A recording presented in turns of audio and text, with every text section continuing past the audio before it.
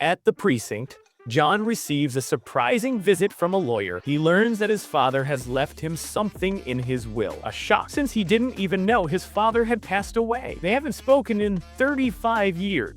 John's father, Dennis, left him $14 in an old Chevelle. During the morning briefing, the officers are reminded that it's follow-up day, dedicated to revisiting cases that could soon be put on the back burner unless new leads are found.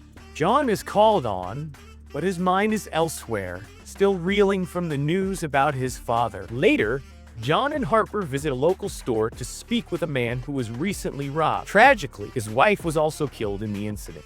Meanwhile, Tim and Lucy head to a local bakery to check in on a former gang member who had been tied up a few nights ago, likely targeted by his old crew after leaving the gang. Inside, they hear a commotion coming from the kitchen. When they investigate, they find some of the gang members there, pretending the visit is friendly. Once they leave, Lucy offers protection to the former gang member, but he politely refuses, saying he needs to get back to work. Jackson and Angela are on the hunt for a stolen sculpture worth thousands, taken from the yard of a wealthy couple. Meanwhile, John heads out with Harper to check on the Chevelle. They speak with the man who drove it there. He's sarcastic and patronizing toward John. In a sudden move, he punches John, who quickly takes him down onto the hood. Then comes the shot. The man reveals he's John's brother. Later, back at the precinct, John invites his newly found brother to lunch in his office, but he declines, saying he's heading back to Arizona. Tim and Lucy receive news that their former gang member has been assaulted and is now in the hospital. They visit him and speak with his girlfriend, who explains that her boyfriend just wants a normal life. But the gang won't leave him alone. They're trying to force him into laundering money through the bakery. Jackson and Angela continue searching for the stolen statue. While going door to door, they hear someone yelling for help. They rush to the backyard and find a man lying beneath the sculpture, which, oddly enough, looks like a piece of poop. John and Harper return to the precinct and are surprised to hear that the suspect in the liquor store robbery is in custody, and it's a woman. After meeting with her, they realize she isn't the actual robber. She had simply received a stolen scratch ticket from the real culprit. John works with the young woman, a stripper initially suspected of the crime, to help identify the true robber. After leaving the interrogation room, he runs into his brother, Pete. Pete apologizes to John, but immediately starts flirting with the woman John has been working with. The two of them leave for sushi, and before going, Pete asks John for money. Back at home, John gets ready for a date with his old flame grade. Meanwhile, Tim receives news that he's been considered for promotion to sergeant.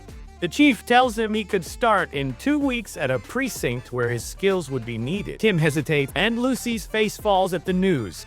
After sharing a sweet moment with Grace, John's evening is suddenly interrupted by the screech of tires in his driveway. It appears his brother has returned and has stolen the Chevelle. John and Grace head to the local motel where Pete is staying. Grace suggests that the woman Pete brought along take a walk with John and Pete. During their conversation, Pete opens up about their father, how he abandoned John, overcompensated with Pete, and yet continued drinking. He also tells John he deserves a car after all these years. Then, in a surprising gesture, Pete returns carrying their father's ashes, telling John he should have half. It's only fair. Meanwhile, Tim and Lucy make a stop in a rough part of town to confront the leader of a gang. They try to persuade him to let the former gang member go. But back on their case, John and Harper follow a lead on the scratch ticket to track down the real robber. At the same time, Jackson and Angela close in on the man responsible for stealing the expensive statue. John and Harper arrive at a train station with their suspect, who suddenly tries to flee.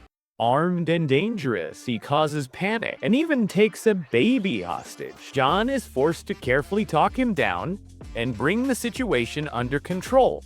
Tim comes up with a clever plan, ensuring that all the police and law converge on the bakery, where the former gang member worked. With law enforcement presence secured, the gang leader can no longer threaten him. Tim also tells Lucy that he's decided not to take the sergeant position after all. He still wants to finish training her. Meanwhile, John is on the phone with Grace, reminiscing about their date the night before. Their conversation is abruptly interrupted by the sound of tires screeching. Pete has struck again, stealing the Chevelle. What did you think of this episode? Let me know in the comments below.